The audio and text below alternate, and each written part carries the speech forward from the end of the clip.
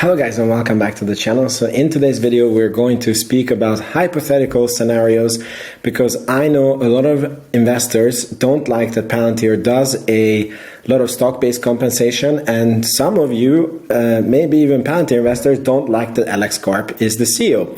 And I actually got this idea from Arnie, and if you're watching, thank you for this idea. But he actually said, what if you would reverse engineer and see what would happen to Palantir with no stock-based compensation and with not Alex Karp being the CEO? And it's actually very, very interesting. So I'm going to go through this thought process and I will tell you what I think. And I want to see in the comments if you agree or disagree with me. And most of all, I want you to press the like button, make sure that you're subscribed, and why not give me a follow on Twitter at VinceIsBullish. I'm going to put it in the description box below and we can get in touch there. So let's begin this video. First of all, a lot of companies do stock-based compensation. There is nothing wrong with that. It's a fantastic way for a startup to need less money to begin.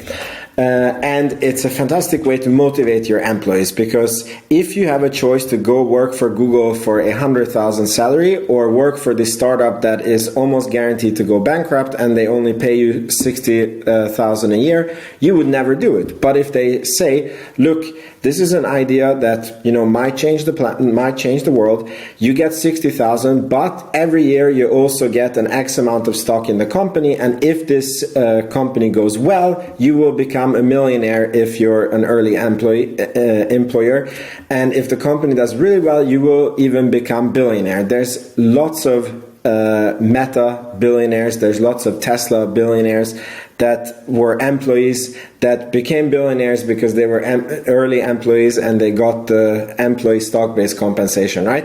And this completely changes the equation. So it's a very valid way to motivate employees. So if Palantir would not offer any stock-based compensation, what would happen is they would not be able to get the talent in Silicon Valley, because those engineers that they need, they are the world's best, and they easily can find a job at Facebook, Google, many other companies, all the crypto programming and so forth and so forth. So they do need to get a generous stock-based compensation package. So first of all, the talent would disappear. Now, the second of all is if they would do all the stock-based compensation and they would actually pay it out. You can see in the bookkeeping here, let me make it bigger for you so that you can see it. In 2022 they paid 500 million, 2021 778 million, 2020 they paid 1.2 billion, and before 2020 they paid 241 million and 248 million. If I add this all together, this is somewhere about $3.1 billion that they didn't need to pay out. Okay, so let's look at the balance sheet of Palantir, and we can see that they currently have 2.6 billion in cash. So let's take away 3.1 billion from the 2.6 billion, and you get minus 500 million. So that means that Palantir would, instead of having a fortress balance sheet, they would actively need to be chasing investors, trying to raise money in the current market environment, which might even result in them not being able to raise money because of how that I really don't think. I think Palantir will always be able to raise money, or would be able to raise money. Luckily they don't need to, but it would be very, very ugly. And would you really want them to dilute at the current share price that they are? That would just be very, very ugly. So I think that I understand why people are upset about how much stock-based compensation is being paid out, and yes, it was too much, but I believe that it served a good purpose, and if you reverse engineer and you take away the stock-based compensation, you would see that it would result in a much worse overall outcome from the company. Now, the next point is even more interesting. So many people think that Alex Karp is not a good CEO. Many, even Palantir investors think this. I don't happen to be one of these people. I personally love Alex Karp, and he's one of the reasons why I have invested in Palantir. But just for the fun of it, let's see, if he wasn't the CEO of Palantir, what would have happened to the company. So he stopped an investor push from selling Palantir product to China, Russia, and US adversaries. And I believe this was very early on in the company when they really, really needed money. I believe if someone else would have been the CEO, they would have caved into this pressure, and I think on the long term this would have resulted in a total loss of confidence for Palantir. Now imagine Palantir already had a reputation, luckily it seems to be going away, that they are a US spy company. Now imagine if they would have come to Tyson Food and they would have said, Palantir, why would we give you the data when you work with the Chinese government? How can you guarantee that our data doesn't end up in China or in Russia? And they would not be able to answer these concerns. So I think that that was a very tough decision to make, that Alex Karp made in the beginning of the company, and I think that it is paying off very, very handsomely. But this we only see now, right? Then the second thing that would be different is I think that they would have gone to market sooner with much thinner products. They spent, again, when they really, really needed money, 5-10 years developing a full product. They define it as, instead of an MVP, they say it's a maximally viable product. And I believe that it truly puts them at an edge where they do not have any competitors. We can argue about this day and night. I think that there is companies that are doing similar parts of what Palantir does. So let's say Palantir delivers 100, and I think that, you know, some companies can deliver 20 of that 100, and another company can deliver another 20 of the 100. But Palantir is the only one that can give you a whole solution for your problems. And I believe that this will be a very big competitive edge in the future. And this would not have happened without Alex Karp, okay? And here's my favorite one. There's a lot of people attacking Alex Karp because he's a philosopher and he's not a programmer and he doesn't know what he's talking about. But again, let's reverse engineer. So because he's a philosopher, he has built in transparency, ethics, privacy into Palantir. Maybe if he was not there, Palantir would be currently used to spy on the US population and, you know, have a social score system like in China.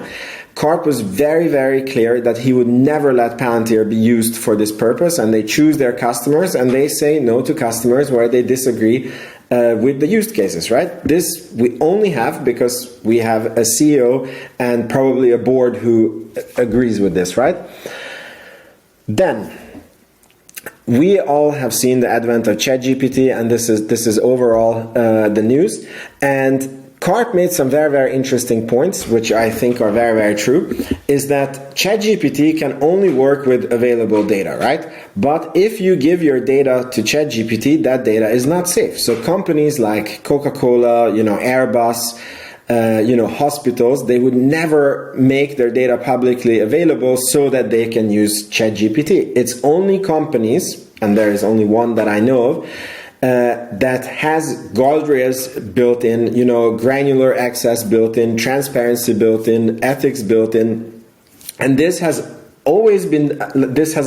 only been possible because Karp, as a philosopher, was pushing for this, and he wasn't just an engineer trying to get to market with the fastest and easiest product and not thinking about any of these things.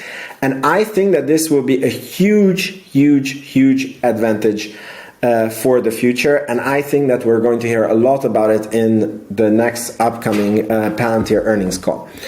And one last additional thing that I want to tell you if you don't like Alex Karp, and this really made me think when I first heard it.